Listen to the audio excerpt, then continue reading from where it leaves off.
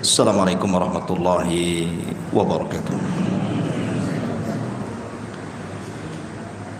Alhamdulillah, salatu wassalamu ala rasulillah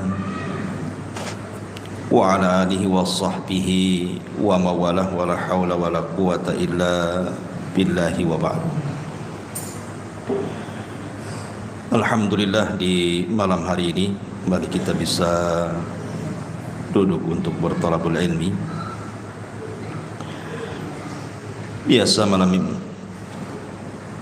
hari di kajian di sini kita bahas masalah tafsir daripada surah Al-Baqarah, karena sebentar lagi kita akan menghadapi Idul Kurban. Maka pembahasan kita akan membahas beberapa ayat dalam surah As-Saffat, ayat 101 sampai 113. A'udzubillahi minasyaitonirrajim. Bismillahirrahmanirrahim. Rabbi habli minas salihin fabasyarnahu bigulamin halim falamma balagha ma'ahu as-sa'ya qala ya bunay inni ara fil manami anni adbahuka fanzur madza tara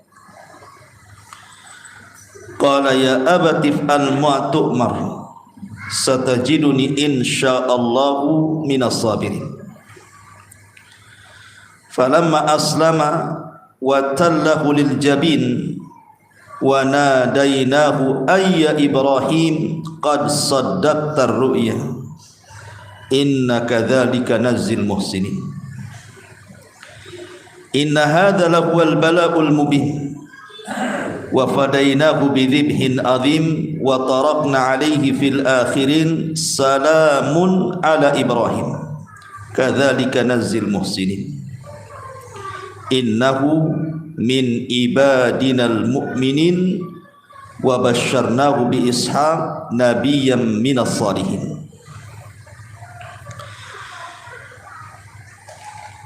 Ibrahim berdoa kepada Allah Subhanahu wa taala, ya Rabb, anugerahkan kepadaku seorang anak, termasuk anak yang saleh.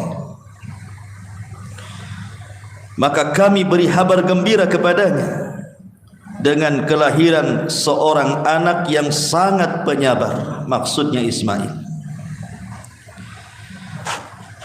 Ketika anak itu sampai pada umur sanggup berusaha bersamanya, maksudnya Ibrahim, maka Ibrahim berkata, wahai anakku, sesungguhnya aku bermimpi bahwa aku menyembelihmu, maka pikirkanlah bagaimana pendapatmu.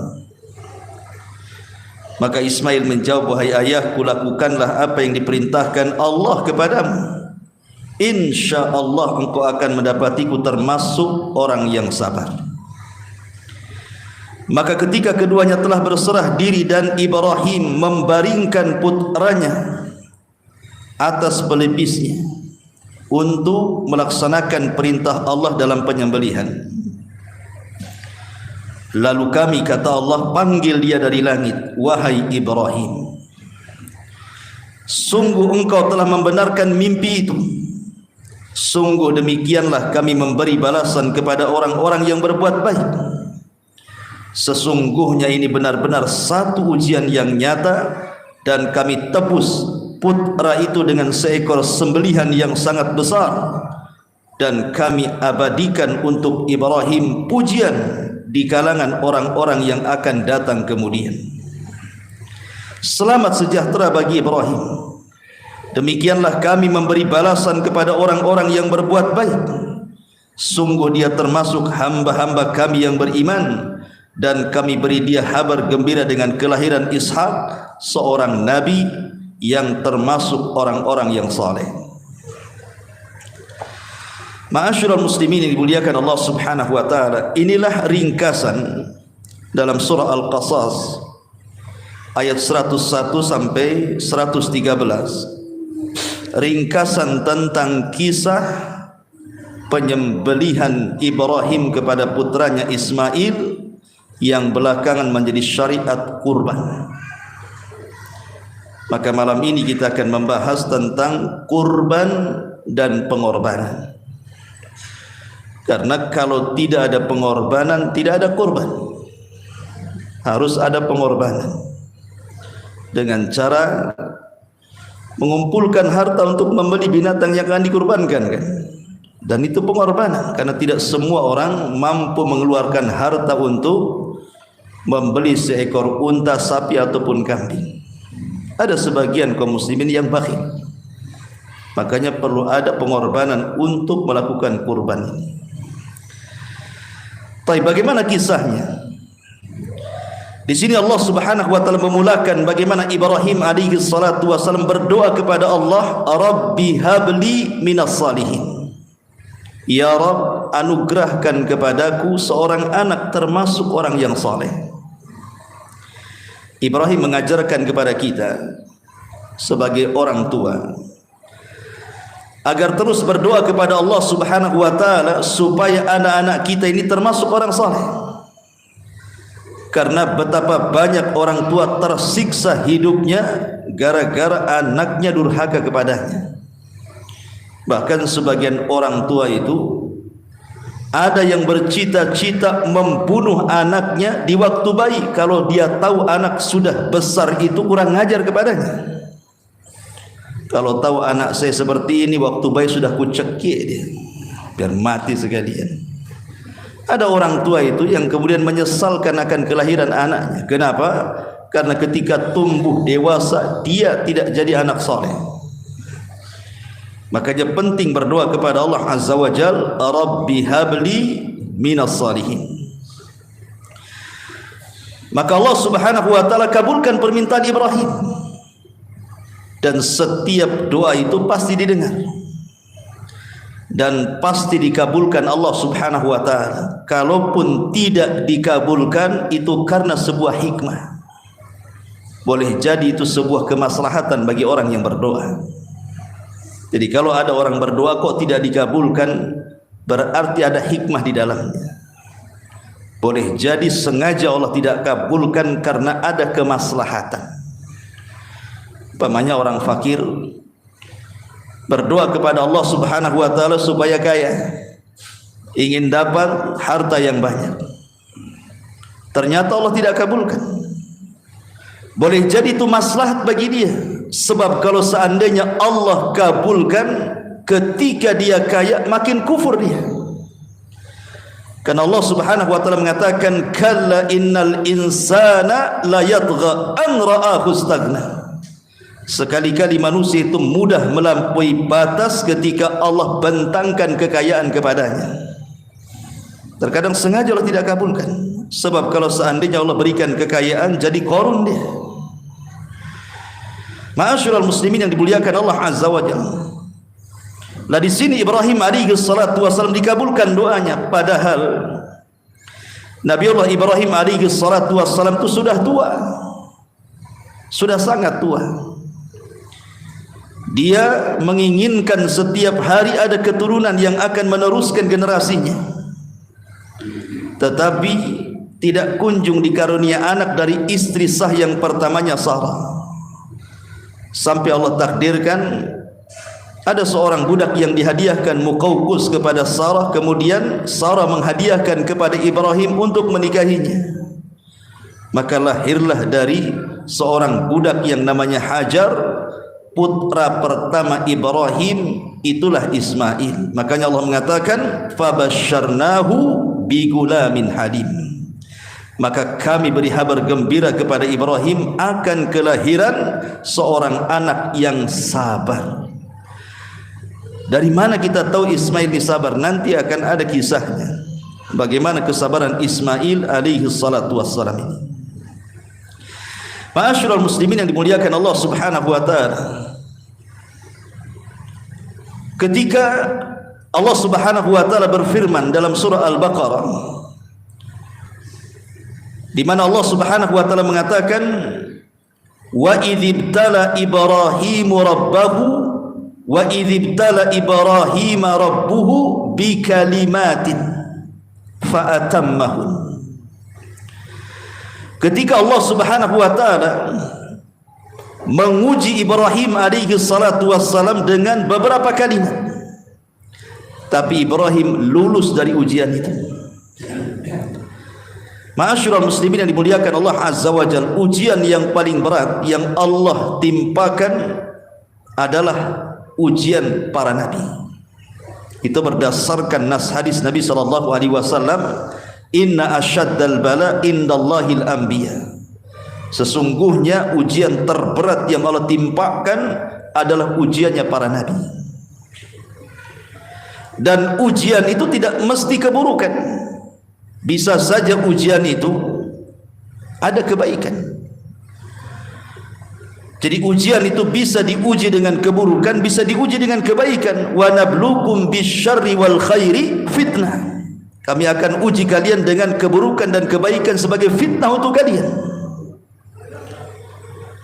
Lah para nabi diuji oleh Allah Subhanahu wa taala dengan berbagai macam ujian. Lah salah satunya adalah Ibrahim alaihi salatu wasallam diuji dengan berbagai macam ujian yang luar biasa. Bagaimana tidak ikhwatu fiddin, dia diuji dengan ayahnya.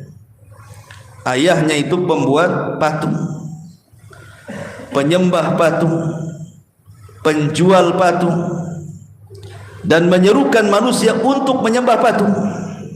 Dan Ibrahim setiap hari mendakwai bapaknya, ya abati lima ta'bud ma la yasma wa la yubsir wa la yughni anka syai'a. Wahai bapakku, ngapain kau sembah berhala yang tidak bisa mendengar, melihat, bahkan melindungi dia pun tidak bisa. Justru jawaban ayahnya mengatakan, la illam tantahi ya Ibrahim la narjumannaka wahjurni maliya. Ibrahim, kalau engkau tidak berhenti terus mengajak bapakmu ke dalam agamamu, saya akan rajam kamu atau saya akan usir kamu, jangan pernah ada di sini. Bayangkan ancaman dari bapaknya. Ma'asyiral muslimin, ini ujian terberat keluarga Ibrahim alaihi salatu wasallam. Bapaknya tidak beriman. Belum lagi dihadapkan dengan dua raja yang sangat bengis. Pertama Namrud. Ibrahim alaihi salatu wassalam sampai melakukan hiwar dialog dengan Namrud yang berakhir dengan pembakaran. Akhirnya Ibrahim pun dibakar hidup-hidup. Kalaulah bukan karena pertolongan Allah, tentu Ibrahim sudah hangus dibakar itu. Tapi Allah Subhanahu wa taala firmankan, "Qul ya naru kuni bardan wa salaman ala Ibrahim." Katakan, wahai api, dinginlah engkau dan selamatkan Ibrahim. Kemudian dihadapkan kepada raja Mesir Fir'aun. Saat Ibrahim bersama Sarah istrinya hijrah dari Palestina menuju Mesir dan tinggal di Mesir. Sarah itu wanita tercantik dunia. Dan si Fir'aun di zaman itu sangat zalim, menyukai istri yang cantik dan membunuh suaminya. Ketika mengetahui istri Ibrahim cantik, maka sang raja memerintahkan penggawanya untuk menculiknya dan membunuh Ibrahim kalau dia suaminya. Maka Ibrahim mengatakan kepada Sarah, kalau para prajurit itu mengambil kamu, jangan katakan aku suamimu, tapi katakanlah aku saudaramu. Tauriah. Ini bukan dusta tauriah, karena benar ucapan Ibrahim, maksudnya saudara di sini artinya saudara seiman. Karena di Mesir kala itu tidak ada yang beriman kecuali Ibrahim dan istrinya Sarah, maka menggunakan bahasa tauriah supaya Ibrahim tidak dibunuh. Kemudian Sarah pun dibawa ke kerajaan, dan ketika hendak dicabik-cabik kehormatannya oleh sang raja ini, tiba-tiba muncul karamah. Istrinya Ibrahim, Sarah, berdoa kepada Allah agar jangan sampai raja itu menjamahnya. Tiba-tiba raja itu setruk, tidak bisa bergerak. Kemudian dia ketakutan sampai menyalahkan prajurit dan mengatakan, kenapa kalian datangkan setan? Bukankah aku suruh kalian datangkan manusia? Setan pula kau datangkan kemari. Ketakutan sang raja akhirnya mengusir Sarah keluar, bawa wanita ini keluar. Sebelum keluar, sang raja menghadiahkan kepada Sarah hajar, kemudian disuruh pergi dari istana. Lah ketika Sarah menceritakan kisah ini kepada Ibrahim, Ibrahim marah. Kemudian berdoa kepada Allah Azza wa Jal agar kelak di antara keturunannya ada yang bisa menguasai Mesir dan menggulingkan Fir'aun. Makanya ucapan Ibrahim, doa ini menjadi turun-temurun dibicarakan sampai kepada zamannya Fir'aunnya Musa. Bani Israel bercerita tentang kisah Ibrahim berdoa agar dari keturunannya akan ada yang menggulingkan pemerintahan Fir'aun. Maka Fir'aun pun kemudian membuat undang-undang jangan sampai ada bayi-bayi Bani Israel yang hidup. Makanya Fir'aun mengatakan bunuh semua anak laki-lakinya, tinggalkan anak perempuannya. Ma'asyiral muslimin yang dimuliakan Allah Subhanahu wa taala, itu ujian luar biasa. Belum lagi ketika kemudian dia punya anak dari Hajar. Tiba-tiba Allah menanamkan cemburu kepada Sarah. Kemudian Sarah pun tidak mau satu atap dengan Hajar. Terpaksalah Ibrahim berdoa kepada Allah. Maka Allah perintahkan untuk membawa Hajar dan putranya yang masih kecil Ismail untuk dijauhkan dari Sarah. Kemana? Ke negeri kering kelontang. Biwadin ghairi di zar'in inda baitikal muharram. Di sebuah lembah, tidak ada tanaman, tidak ada hewan, tidak ada manusia, tidak ada makanan, tidak ada apapun. Lembah padang pasir kering kelontang. Diletakkan begitu saja. Kemudian Allah merintahkan Ibrahim untuk meninggalkan keduanya. Ini ujian besar. Bertahun-tahun dia berdoa, minta anak, Rabbi habli minas salihin. Sudah diberikan anak, tiba-tiba ditinggalkan di tengah padang pasir. Bisa saja dimakan serigala. Tapi Ibrahim yakin perintah Allah, tidak mungkin terjadi apapun. Bahkan Hajar meyakinkan Ibrahim, kalau ini perintah Allah, pergi engkau. Idzan lan yudayyi'an Allah. Pasti Allah tidak mungkin menyanyiakan kami di sini. Ujian sangat berat sekali. Ma'asyiral muslimin yang dimuliakan Allah Azza wa Jalla, dan itulah Ibrahim pertama kali ziarah ke mana? Ke Mekah dari Palestina. Karena Ibrahim itu bolak-balik ke Mekah 5 kali. Yang pertama ini ketika mengantarkan Hajar dan Ismail kecil. Kemudian setelah itu ditinggalkan. Kemudian ziarah yang kedua saat Ismail alaihi salatu wasalam sudah berusia 13 tahun. Artinya sudah remaja, sudah bisa diajak dialog, tukar pikiran, berbincang, sudah bisa disuruh-suruh dan begitu seterusnya. Tiba-tiba Allah Subhanahu wa taala memerintahkan Ibrahim untuk menyembelih putranya. Dan ini yang kita akan kisahkan nanti belakangan. Kemudian ziarah yang ketiga, saat kemudian Ismail sudah besar dan Sarah pun kemudian meninggal dunia, maka Ibrahim hijrah dari Palestina ke Mekah. Kemudian dia pun diperintahkan Allah untuk membangun Ka'bah.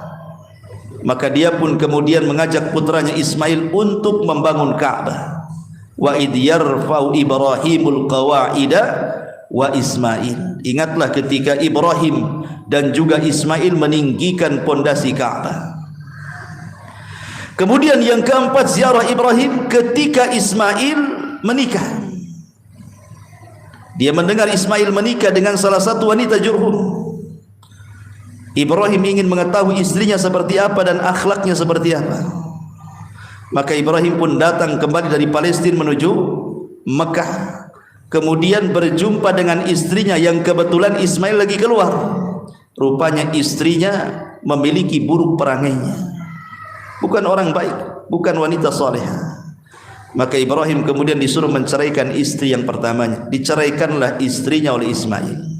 Kemudian Ibrahim balik ke Palestina. Kemudian yang kelima, Ibrahim menikah lagi dengan wanita Jurhum lainnya. Ismail menikah lagi dengan wanita Jurhum yang lainnya. Ibrahim mendengarnya lagi. Pernikahan yang kedua. Dan dia pun ingin melihat dan mengintip apakah istri kedua Ismail ini salehah ataukah sama dengan istri yang pertama yang diceraikannya. Ketika berkunjung ke rumahnya, rupanya Ismail juga tidak ada. Ketika kemudian dites kebaikannya, rupanya istri kedua Ismail ini adalah wanita salihah. Maka Ibrahim mengatakan, berwasiat kepada istrinya untuk disampaikan kepada Ismail agar jangan diceraikan lagi. Ini istrimu yang baik. Maka dari keturunan istrinya yang kedua inilah lahirlah sayyidul anbiya wal mursalin Muhammad sallallahu alaihi wasallam. Ma'asyiral muslimin yang dimuliakan Allah Azza wa Jalla, yang ingin saya kisahkan dalam surah As-Saffat ini adalah ziarah Nabi Ibrahim kedua. Ketika satu malam kemudian Nabi Ibrahim alaihi salatu wasallam bermimpi, dan mimpinya Nabi itu adalah wahyu. Beda dengan mimpi antum wangsit. Beda wahyu dengan wangsit. Kalau mimpi para nabi wahyu artinya perintah, dan perintah harus dilaksanakan. Karena ini perintah Allah Azza wa Jalla. Makanya Allah Subhanahu wa taala di sini katakan falamma balagha ma'ahu sa'ya, ketika usia Ismail sudah sampai kepada as-sa'ya. Artinya usianya sudah remaja, sudah belasan tahun, ada yang mengatakan 13 tahun. Artinya sudah bijaklah anak 13 tahun itu. Maka Ibrahim menceritakan kedatangannya dan mengatakan, ya bunayya inni ara fil manami anni adzbahuka fanzur madza tara. Wahai putraku, ayahmu semalam bermimpi bahwa ayahmu menyembelih dirimu. Bagaimana pendapatmu? Di sini ada kesan bahwa Ibrahim itu ragu-ragu untuk melaksanakan perintah. Karena harusnya sebuah perintah itu tidak boleh meminta pendapat. Perintah itu tidak boleh meminta pendapat. Kalau Allah sudah perintahkan sesuatu, tidak boleh meminta pendapat. Laksanakan. Itu asal perintah. Sebagaimana Rasul mengatakan, idza amartukum bihi fa'tu minhu mastata'tum. Apabila aku perintahkan kepada kalian, maka lakukan semampu kalian. Karena perintah Nabi perintah Allah. Tidak boleh perintah Allah itu ragu-ragu. Harusnya Ibrahim itu langsung datang menemui Ismail, langsung dipegang, digorok, harusnya kan begitu. Kenapa kok minta pendapat? Perintah kok minta pendapat? Fangdur madza tara. Cemana pendapatmu? Ulama tafsir mengatakan di sini Ibrahim bukan berarti ragu-ragu, tidak. Ibrahim itu ingin menguji putranya, ingin memberikan ujian kepada putranya. Ini perintah Allah masalahnya. Apakah Ismail itu redha dengan perintah Allah atau tidak? Dan di sini juga ada pelajaran bagi orang tua. Kalau anak itu sudah usia di atas 10 tahun, 12 tahun, 13, 14, 15, maka jangan biarkan, tetapi dekati mereka, ajak dialog. Karena anak-anak seusia itu lagi puber-pubernya. Ajak dialog, maunya apa, cita-citanya apa, arahkan. Bagaimana Ibrahim ini mengajak dialog dengan putranya nih. Ya. Ma'asyiral muslimin yang dimuliakan Allah Azza wa Jalla. Tapi karena Ismail ini didikan wanita yang sangat kuat tawakalnya. Hajar ketika ditinggalkan oleh Ibrahim di tengah padang pasir yang luar biasa kering kelontang, tidak ada tumbuhan, tidak ada binatang, tidak ada hewan, bahkan tidak ada manusia di situ. Tapi karena Hajar yakin ini perintah Allah, dia mengatakan kepada Ibrahim, idhab ya Ibrahim, pergi kau sana. Keberadaan kami di sini saya yakin tidak mungkin disia-siakan Allah. Kenapa? Karena Hajar yakin perintah Allah, di balik perintah itu ada kebaikan. Makanya karena Ismail ini adalah turunan wanita yang sangat tawakal kepada Allah, maka buah mangga tentu tidak jauh dari pohonnya. Maka dengan tegas Ismail mengatakan, ya abatif al-ma tu'mar, satajiduni insyaallahu minas sabirin. Kalau itu perintah Allah, wahai ayahku, lakukan saja tanpa ragu-ragu. Kalau itu terjadi kepada antum, antum mimpi nyembelih anak, kemudian besoknya, nak bangun, bapakmu semalam bermimpi nusuk kamu dengan belati, macam mana pendapatmu? Ah, itu mimpi setan lah bah, katanya. Enggak benar itu. Bagus bapak saja saya tusuk. Minta dibalik tusuk dia. Ya. Tetapi bagaimana Ismail juga mengajarkan kepada kita tentang birrul walidain. Bagaimana berbakti kepada orang tua, tidak membantah perintah orang tua. Karena tahu ini perintah Allah, Ismail tidak bantah. Tidak berpikir, tidak mengatakan, wahai ayahku berpikir ulanglah, anakmu ini si mata wayang. Kalau kau bunuh aku, kau tak punya anak lagi. Tak ada Ismail berpikir seperti itu. Karena ini tahu perintah Allah Subhanahu wa ta'ala. Ketika ayahnya memerintahkan sesuatu yang merupakan perintah Allah, Ismail anak saleh. Makanya ini anak-anak saleh ini. Jangan membangkang orang tuanya. Kalau orang tua mengatakan salat nak, salat. Ngaji nak, ngaji. Tidak boleh kemudian kita ini durhaka dengan orang tua, dosa besar. Ya. Lihat Ismail ini, anak saleh. Kata bapaknya, semalam ayahmu bermimpi menyembelihmu, bagaimana pendapatmu? Enggak apa-apa bi, lakukan saja. Kalau itu perintah Allah, insya Allah. Penting mengucapkan insya Allah. Kenapa Ismail mengatakan insya Allah? Dan engkau akan dapati wahai ayahku, insya Allah termasuk hamba Allah yang bersabar. Kalimat insya Allah, karena tidak mungkin terjadi penyembelihan itu kecuali semua kehendak Allah. Seolah-olah Ismail mengatakan seperti ini. Ketika dia mengatakan insya Allah, aku termasuk orang yang sabar. Kalau memang penyembelihan itu bukan perintah Allah, tapi kamu yang mau menyembelih aku, maka aku tidak akan sabar. Kalau penyembelihan itu idenya datang dari ayahnya sendiri.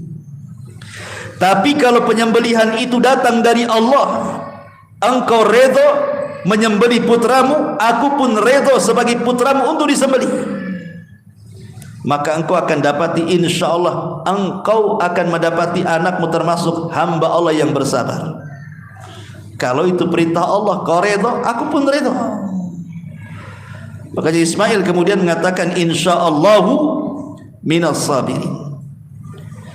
Ma'asyiral muslimin yang dimuliakan Allah Azza wa Jalla, ada sebuah hadis yang dikeluarkan oleh Al-Imam Ibnu Huzaimah, Al-Imam Hakim dan Baihaqi dengan sanad yang sahih. Ada yang mengatakan hasan dari sahabat Abdullah ibn Abbas radhiyallahu anhuma.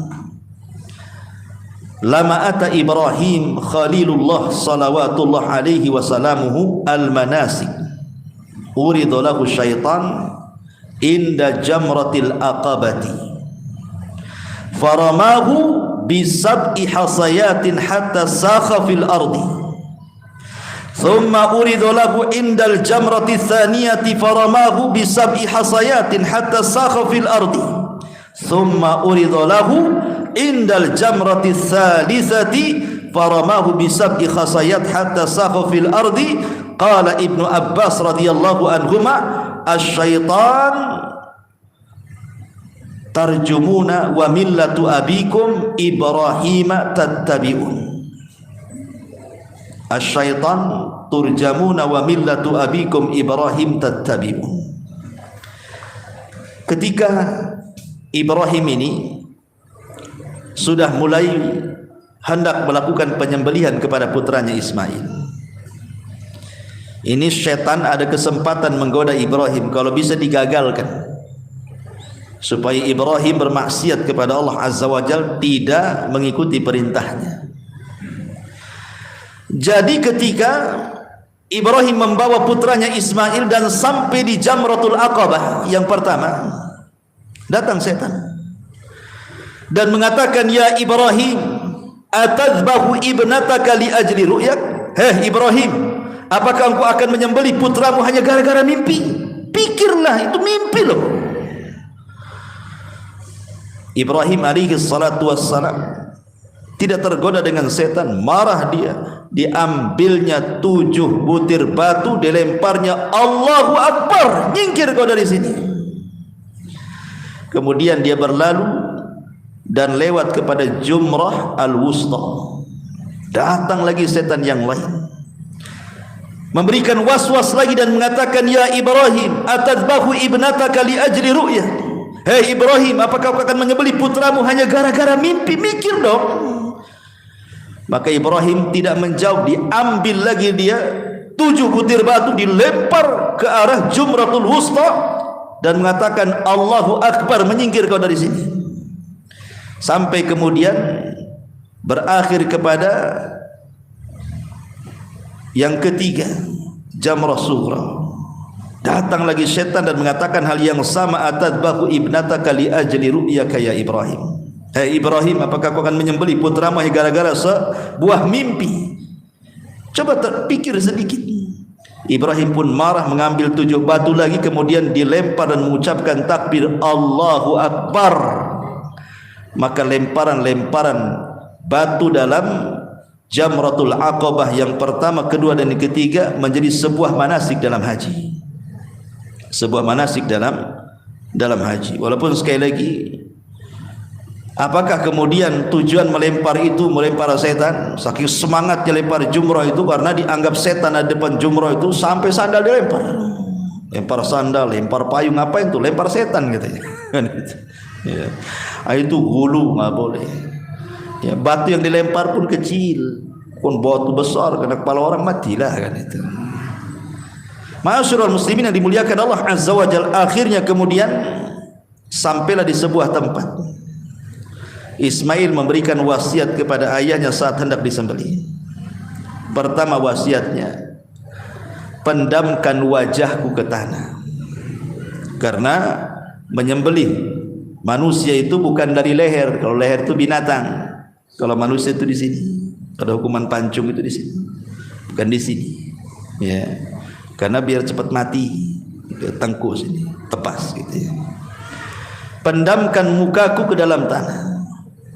Sebab kalau seandainya saat menyembelih diriku, matamu tertuju kepada mataku, wajahmu tertuju kepada wajahku, akan tumbuh rasa sayang, tak jadi pula disembelih. Kalau enggak nampak wajah dipendamkan, hilanglah rasa sayang itu, karena yang ada perintah Allah Azza wa Jalla. Yang kedua, ikat aku. Sebab kalau seandainya aku sampai kesakitan dan engkau tidak mengikatku, aku bisa lari. Namanya orang disembelih sakit, ya, aku bisa lari, ikat aku. Subhanallah. Kemudian yang ketiga, singsingkan pakaian. Sebab kalau seandainya ada darah yang memuncrat dari leherku mengenai pakaianmu, kemudian ibuku melihatnya, maka dia akan menjadi sedih selamanya. Deal or no deal? Deal katanya. Berarti sudah siap. Ya. Akhirnya Ibrahim pun mulai menggorokkan pisaunya di leher Ismail, betul-betul diiris-iris. Tetapi di sini terjadi mukjizat dari Allah Subhanahu wa taala. Sebagaimana Ibrahim tidak mempan dibakar oleh api, maka di sini pun terjadi mukjizat. Ismail tidak mempan diiris pisaunya Ibrahim yang tajam itu. Kenapa? Karena tujuannya bukan menyembelih Ismail. Tujuannya hanya al-ibtila wal imtihan, hanya ujian saja. Allah hendak menguji Ibrahim. Karena Ibrahim itu dikenal Khalilur Rahman. Khalil itu lebih tinggi daripada Habib. Habib itu orang yang dicintai, kekasih. Maka Khalil itu di atas kekasihnya lagi. Dari seluruh para nabi dan rasul yang menjadi kekasih Allah cuma 2. Pertama Ibrahim yang disematkan padanya Khalilur Rahman, dan yang kedua Rasul kita Muhammad sallallahu alaihi wasallam. Tapi sematan Khalil itu lebih banyak kepada Ibrahim, sama dengan Kalimur Rahman. Disematkan kepada Musa, padahal yang diajak bicara langsung dengan Allah itu bukan Musa saja. Nabi Adam juga bicara dengan Allah langsung tanpa penerjemah. Termasuk Rasul juga dalam peristiwa Mi'raj di Sidratil Muntaha berbincang langsung dengan Allah. Harusnya mereka disebut Kalimur Rahman, tapi Kalimur Rahman hanya disematkan kepada Musa, sama dengan kalimat Khalilur Rahman. Kalimur Rahman kepada Musa, Khalilur Rahman kepada Ibrahim. Karena Ibrahim menghabiskan usia, waktu, tenaga, biaya sampai kepada nyawanya hanya untuk kekasihnya Allah Subhanahu wa taala. Ketika dia punya anak Ismail, kecintaannya tumbuh kepada Ismail.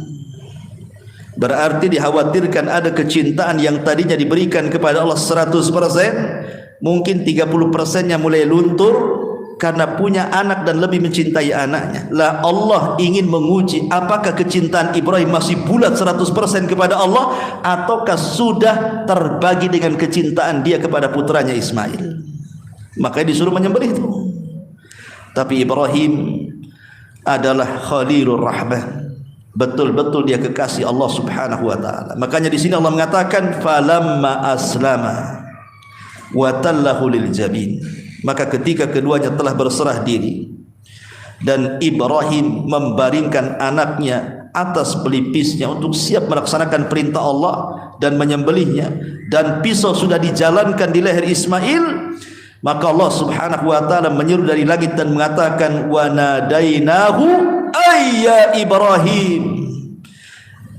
Lalu kami panggil dari langit, hei Ibrahim, hei Ibrahim, qad saddaqta ru'ya, sungguh engkau telah membenarkan mimpimu. Maknanya engkau sudah menjalankan perintahku dan engkau sudah lulus ujianku.